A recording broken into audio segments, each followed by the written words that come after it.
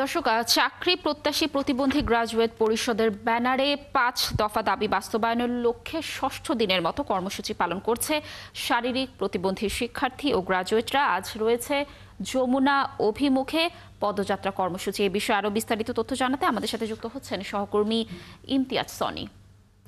Sony, নিশ্চয়ই আমাকে শুনতে পাচ্ছেন। তাদের দাবিগুলো আসলে কি কি, আর তাদের এই বিষয় নিয়ে কি কি কর্মসূচির পরিকল্পনা রয়েছে, আপনার কাছে কি তথ্য রয়েছে সর্বশেষ জানাবেন।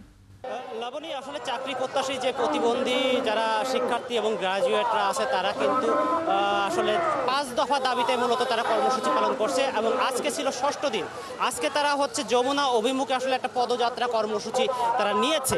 তারা যেটা আমি এই দুপুরে ৩টার দিকে আসলে তারা এই কর্মসূচি শুরু হয়। তারা বলছে যে গত ৫ দিন তারাও আসলে রাজু ভাস্কর্যে অবস্থান কর্মসূচি নিয়েছিল সরকারের দৃষ্টি আকর্ষণের জন্য, কিন্তু সরকারের থেকে তাদের তেমন কোনো দৃষ্টি তাদের এখনো পড়েনি এবং তাদের সাথে কোনো যোগাযোগ করে নাই। এজন্য তারা আজকে আসলে যমুনা অভিমুখে আসলে তারা একটা পদযাত্রা কর্মসূচি নিয়েছে। তো আমি এখানে যে শিক্ষার্থী এবং গ্রাজুয়েটরা আছে আন্দোলনরত তাদের সাথে কথা বলেছিলাম। তারা মূলত ৫ দফা দাবি নিয়েছে। এই ৫ দফার মধ্যে তারা যেটা প্রথম দফা বলছে, প্রধান উপদেষ্টা নির্বাহী আদেশের মাধ্যমে প্রতিবন্ধীদের কর্মসংস্থানের ব্যবস্থা করতে হবে, এবং দ্বিতীয় দফায় আছে যে প্রথম এবং দ্বিতীয় শ্রেণীতে যে সরকারি চাকরিতে যে ২% কোঠা এবং রয়েছে এবং তৃতীয় চতুর্থ শ্রেণীতে ৫% কোঠা তাদের শুধুমাত্র প্রতিবন্ধীদের জন্য দিতে হবে।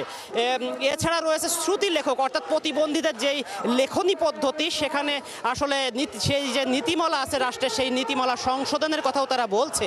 এছাড়া সমাজসেবা অধিদপ্তরের অধীনে যে দৃষ্টি প্রতিবন্ধীদের জন্য যেই আপনার হচ্ছে যেই নিয়োগ আছে, সেই নিয়োগের ক্ষেত্রে শুধুমাত্র দৃষ্টি প্রতিবন্ধীদেরই নিয়োগ দিতে হবে। এছাড়া চাকরিতে, সরকারি চাকরিতে যে ৩২ বছর বয়সে যেই নিয়ম আছে, সেই নিয়ম বাড়িয়ে শুধুমাত্র প্রতিবন্ধীদের জন্য ৩৫% তারা দাবি করছে। লাবণী, আপনি দেখতে পাচ্ছেন যে আসলে শাহবাগে মুখে যখনই তাদের পদযাত্রা কর্মসূচি এসেছে তখনই কিন্তু শাহবাগ থানার সামনে কিন্তু পুলিশের একটি ব্যারিকেড দেওয়া হয়েছে, এবং যাতে এই কর্মসূচি আসলে শাহবাগের ওপারে যেতে না পারে, যার কারণে কিন্তু পুলিশ ইতিমধ্যে ব্যারিকেড দিয়ে এই শারীরিক প্রতিবন্ধী এবং গ্রাজুয়েটদের পদযাত্রায় আসলে বাধা সৃষ্টি করলো। পুলিশে এর সাথে আমরা আগে পুলিশের সাথে কথা বলেছিলাম। পুলিশ যেটা আমাদেরকে জানিয়েছিল যে আসলে তাদেরকে এখন যে যমুনা অভিমুখে যে যাত্রা, তারা সেটা তাদেরকে এই প্রতিবন্ধীদের আসলে ওই পর্যন্ত যেতে দিবে না। তারা আসলে শাহবাগ পর্যন্ত তাদের কর্মসূচি সীমিত রাখার কথা অনুরোধ করেছিল, কিন্তু যারা আছে শারীরিক প্রতিবন্ধী পরিষদের যারা শিক্ষার্থী ও গ্রাজুয়েটরা, তারা বলছে যে আমরা আসলে গত ৫ দিন যাবৎ রাজু ভাস্কর্যে অবস্থান কর্মসূচি করেও আসলে আমরা সরকারের দৃষ্টি আকর্ষণ করতে ব্যর্থ হয়েছি। সরকারের পক্ষ থেকে আসলে আমাদেরকে কোনো আশ্বাস বা কোনো রকম কোনো প্রতিশ্রুতি সরকার আমাদের দেওয়া হয়নি, যার কারণেই আজকে তারা যমুনা অভিমুখে এই কর্মসূচি নিতে বাধ্য হয়েছিল।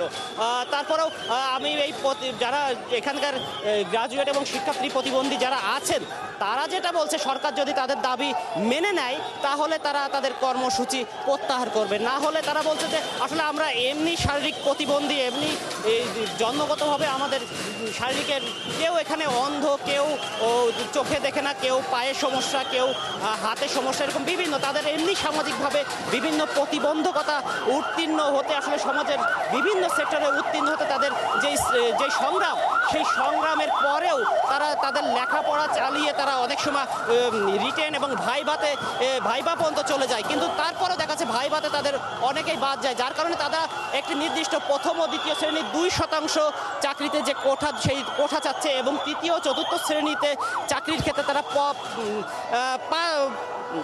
5% কোঠা তারা দাবি করছে।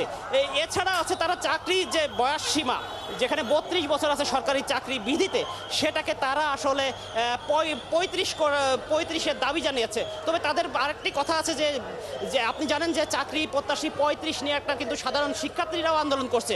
যদি সরকার সেই 35% যদি সাধারণ শিক্ষার্থী যারা আছে সুস্থ স্বাভাবিক শিক্ষার্থী, তাদের যদি 35% বাস্তবায়ন হয়, তাহলে এই প্রতিবন্ধীদের 37% কথা দিতে হবে। লাবণী, এখন পুলিশ ও প্রতিবন্ধী প্রতিবন্ধী যে গ্রাজুয়েট শিক্ষার্থী আছে তাদের মধ্যে যেই এখন একটা বাকবিতণ্ডা এবং হচ্ছে ব্যারিকেড ভেঙে যাওয়ার অভিপ্রায় যেটা আমরা দেখতে পাচ্ছি। এখন সর্বশেষ আমার কাছে এই ছিল তথ্য। পরবর্তীতে আবার কোনো সনি, ধন্যবাদ আমাদের সাথে যুক্ত থাকার জন্য। আপনি থাকুন সেখানে, তথ্য সংগ্রহ করতে থাকুন। দর্শক, যেমনটি আমরা জানাচ্ছিলাম যে 5 দফা দাবি বাস্তবায়নের লক্ষ্যে শারীরিক প্রতিবন্ধী শিক্ষার্থী ও গ্রাজুয়েটরা তাদের কর্মসূচি পালন করছে, এই বিষয়ে সর্বশেষ তথ্য জানাচ্ছিলেন আমাদের সহকর্মী ইমতিয়াজ। সনি।